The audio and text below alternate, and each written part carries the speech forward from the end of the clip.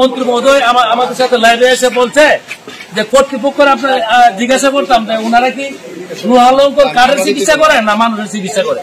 মানুষের চিকিৎসা করলে এত লুহালঙ্কর কিভাবে হাসপাতালের ভিতরে এত আধুনিক হাসপাতালের ভিতরে এতদিন পর্যন্ত এটা জমা ছিল সেটা জিজ্ঞাসা করার জন্য মাননীয় মন্ত্রী মহোদয় বলছে যে এইগুলির ছবি তুলে ওনার কাছে দেওয়ার জন্য উনি ওনার কর্তৃপক্ষের সাথে যোগাযোগ করবে। হাসপাতাল যেখানে মানুষ অসুস্থ হলে বিমার হলে চিকিৎসা নেওয়ার জন্য যেখানে চলে আসে সেখানে এই সমস্ত রুমে যদি এত মাল এদিকে আপনার এদিকে দেখেন যে এদিকে আছে চতুর্দিকে আমার তো মনে হয় 4-5 টনের মালের অধিক বেশি। 5 টন মাল যদি আমরা আরো 2টা রুম করছি 10-12 টন মাল হবে, শতলু আরো বেশি হবে।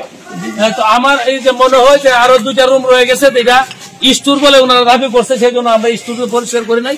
শুধু স্টোরের বাইরে এই সমূহে যেখানে এসে আমরা সর্বাগে টুকুন নিব যে ওষুধ ডাক্তারের কাছে যাবো যে টুকুন নিয়ে ওই জায়গাতে এই সমস্ত এই জিনিসপত্র ছিল। আমরা ইনশাল্লাহ আপনাদের সহযোগিতা